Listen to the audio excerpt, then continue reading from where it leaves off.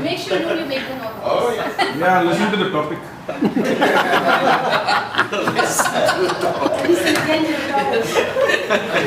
Yeah. The topic.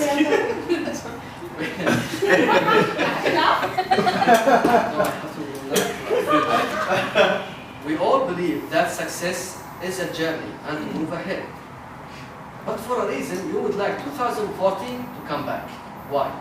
I repeat, we all believe that success is a journey and to move ahead. But for a reason, you would like 2014 to come back. Why? Yes, Habib.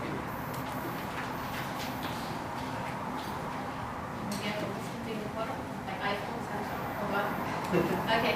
Hi, good evening everyone. Good evening. How are you guys? Very good. I'm very bad. Trust me. The diagonality again, I'm still wondering what exactly he's trying to say. Never mind. I have to go back. If you're a really successful person, if you're really looking into progress, I don't think you will go back. The reason why you're successful, because you're planning very well, you have your own goals, and you know how to execute it. No point to say that, oh yeah, I did something wrong, something went wrong, so I have to go back to my previous time. Time is something which runs, and once it passes, it will never come back. We don't, in today's generation, actually no one is having time. We should make time. So if you're really successful and you're really looking into progress, so the first thing the successful and the progressive people do in their life, that's how they differentiate themselves. They know which path to go.